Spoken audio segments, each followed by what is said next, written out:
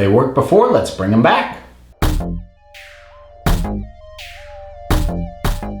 Doctor Who list time. This time I am ranking the revived villains. Villains that were originally introduced in the classic Doctor Who that have since been revived and made an appearance in New Doctor Who. New Doctor Who being what started with Christopher Eccleston back in 2005. Now, I've got 11 entries on this list, and before anybody calls me out on it, Rassilon is not on this list because by my estimation, he was not a villain in the classic series. He was referenced, he kind of appeared once as like this sort of old figure, and it looked like he wasn't a nice guy, but he was not the direct villain of that story that he appeared in. I don't think it counts. If you want to argue with me, have fun, but he's not on this list. So number 11, the Makra.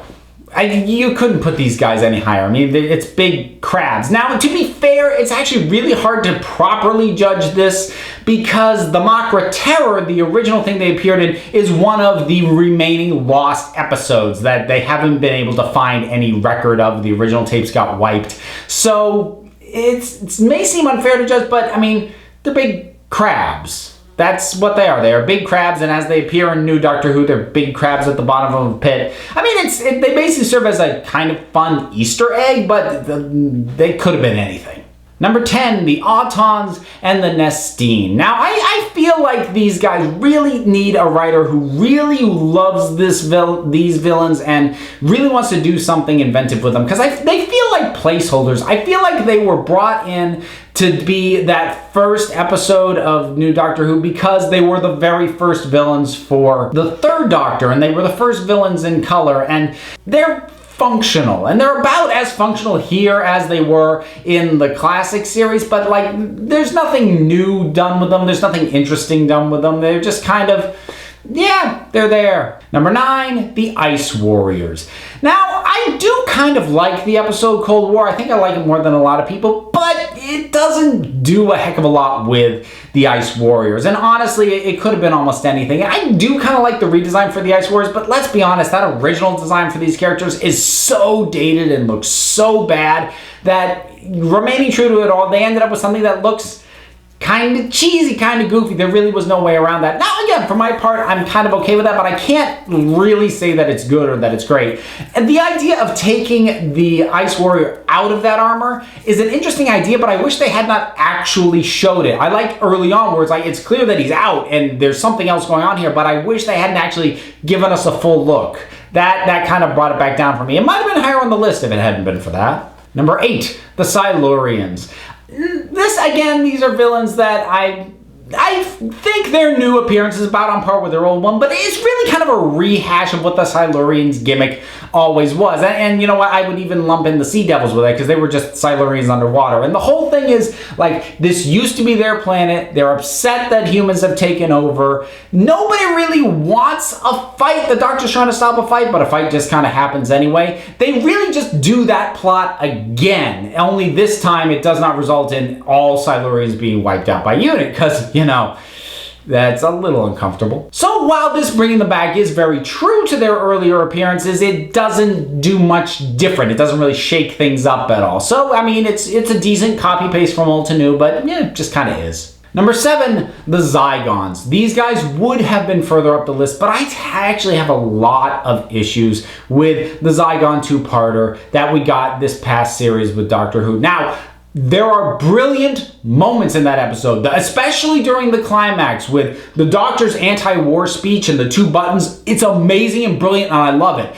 But I'm not going to give credit to the use of the Zygon specifically for that. That speech could have worked in any other setting with other villains. The thing with the way the Zygons were used, when they first showed up in the Day of the Doctor, they were cool, they were functional, they were something that hadn't been seen for a very long time. They weren't even a recurring villain in the classic series. They'd only had one appearance. So it was cool to see them back and see them used. But then when they brought them back for the 2-parter, they got really fast and loose with exactly how their powers did or didn't work. And whenever they were in Zygon form, all personality was gone, and they just stood there and went, bleh! And that got really old really quick. And I feel like they lost some of the goodwill that the revival of these creatures had gained from me initially with Day of the Doctor. And it got a little of it back with the second half of that 2-parter, but yeah, I think some aspects of bringing these guys back was just mishandled. I'm sorry. Number 6, the Sontarans. Now, in terms of their initial, boom, they're back.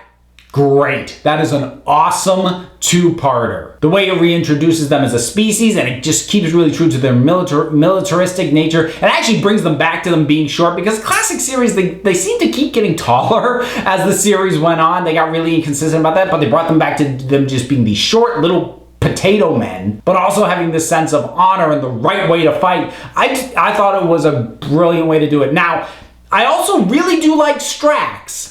But the problem is, if I'm being honest, I would have liked to have put the Sontarans higher, but I can't because of Strax, they've been played for laughs for a while now. And I'm fine with Strax himself being played for laughs, but unfortunately that's become so prevalent that the species as a whole has not had a proper return to villainy really since that two-parter. The closest they came was when one of them showed up in the Pandora Opens, and that worked pretty well. But everything since then, they've been played for jokes, they've been played for laughs, and it diminishes their value as villains. I'm not sure you could even use them as villains again and have it work. Number 5, the Cybermen. This one's kind of up and down for me. It depends on the episode. I think the idea of having sort of this alternate universe Cybermen as opposed to actually bringing back the classic Cybermen, not a bad idea. It's kind of interesting. It's kind of fun. The look is great and the boot stomping is awesome. And so that initial two-parter was good. I actually really like Closing Time as an episode, and I like how that brought back the Cybermats. But then there's stuff like Nightmare in Silver that just, it was an interesting visual redesign, but the story's a jumbled mess, and it tried to make them scary again, but I think it actually overshot. It's like now they're super fast, and one of them you have to blow up the whole planet. It's like, could we have built back up to that instead of trying to jump to it and then just having the Doctor defeat all of them anyway, so it does not really actually make them scary again? Again, they are excellent villains, absolutely, but they haven't always been used exceptionally well since they were revived and brought back in the new series. Number 4, the Daleks. Now, I know a lot of people probably expected these guys to rank at the top. I mean, they're at the top of my recurring villains list. Why wouldn't they be the top here? Well, maybe if I were to redo the recurring villains list, it might be a different order anyway, but my justification for here is just that this revived Doctor Who did its job, which was to make these a viable villain again. Because to look at the classic Doctor Who, if you weren't already invested in it, Daleks are goofy, man. They just really are. There are brilliant classic Doctor Who stories, don't get me wrong, but I mean, you look at the thing and you're like, that's the biggest baddie in the universe, really? And they sold it, and they made it work, and they made these things legitimately scary. But since having done that, basically in the first series, they haven't done much to evolve the concept past that. They've tried a few times. The Cult of Skaro was a good idea, but then, you know, that went downhill because we had Evolution of Daleks, which was a decent idea, not well executed. But then since then, it's just been Dalek Horde's back. Dalek Horde's back. And they've been running in place for a little while now. And that was basically kind of their trajectory back in the original show as well. They had a brilliant introduction. They got overused a bit. They got some interesting new ideas, but then they just kept showing up. And it just became almost sort of obligatory. And it was starting to feel that way in the latter half of Classic Who, and it's starting to feel that way a little bit now. Now again, I love Daleks. They are in the upper part of this list, but I can't edge them higher in terms of thinking, you know, what was something from the classic that they really did a phenomenal job updating, upgrading, whatever. So on that note, we head into our top 3. Number 3, Davros. First of all, the look looks amazing. Davros in the original series, look was inconsistent, partly because they were sometimes putting a mask for one actor onto another actor's face and it looked just wrong. But Julian Beach is able to embody that rage and that mind and the manipulation and all these things about him, and I think both of his appearances have just been spot on. And they even managed to oddly humanize him in his second appearance and yet still not lose that maniacal. I mean, he has to be maniacal, crazy, a danger to everything, and this really embodies that. And it's borderline hammy, but it just works. And it's a completely logical sort of continuing the same thing, and yet it doesn't feel like as much of a repeat as the Daleks do. And I'm not entirely sure I can articulate as to why I feel like Davros is done a little bit better. Maybe it's just that he hasn't been as overexposed as the Daleks have. Maybe because they've shown more restraint in how often they use him.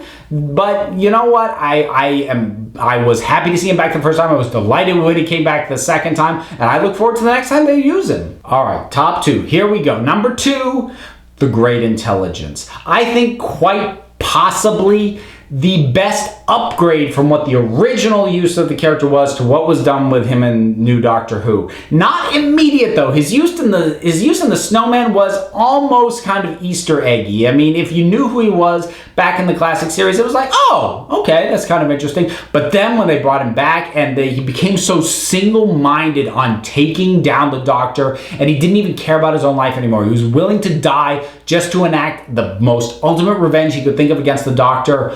Oh, that was good, and that was a great progression for what had been kind of a generic villain back in the classic Doctor Who, and in the Snowman it was like, okay, interesting, but then when he came back, he went out on top as far as I'm concerned, and I don't think he'll ever come back. I'm not sure they can retcon him out of the death that he had there, but man, what a way to go out. And I think the fact that we're not going to get him again might be the only reason that he's not in the number 1 spot. Because the number 1 spot I am going to give, probably controversially, to the Master. Now, I don't even love every appearance the Master has had. When he initially showed up, when John Sim was first playing him, actually really didn't like him all that much. It was too goofy. It was too corny. It was like a Saturday morning cartoon version of the Doctor. But then when he came back in the end of time and he was kind of crazed and he was losing and he was unstable, I'm like, that's better. I like that. And I know not everybody does, but I love Missy. I think Missy is great. I think she captures and embodies the Master really well as a character. I love how unpredictable she is, how dangerous she is. But this sort of makes my big point of why I had to put the Master in this top spot. Because it's not just that they brought back the Master, it's that they are continuing to evolve the Master as the show goes on. I think more than any other of the villains that they brought back from the classic era, or that they are using and continuing to use in the new era, the Master continues to change and continues to evolve because, like the Doctor, he can do that. He has the ability to change and shift, regenerate. They can start from scratch, but I've just loved the progression. And while I've said that a number of these characters have been inconsistent, I haven't loved every appearance. In the case of the Master and now Missy, every time the character has shown up, I've liked him, now her, better. So it's been a steady upwards trajectory as opposed to a lot of these other ones that have been a bit more up and down as it's gone along. And for that reason, I've got to give my number 1 revived Doctor Who villain to the Master, Missy, whatever she intends to call herself next time she regenerates. Love her. So that's my list. What are your thoughts on villains from the classic era that have come back in the new one? Or, you know what, alternately, what's a villain who hasn't come back yet who you would like to? I'm still holding out that we're going to get Omega. It boggles my mind that we haven't yet. But whatever it is for you, drop something down in the comments and let's talk about it. Don't forget to like, subscribe, check me out on Twitter at Council of Geeks. Follow the Council of Geeks podcast on iTunes and Stitcher. And until next time, this council is adjourned.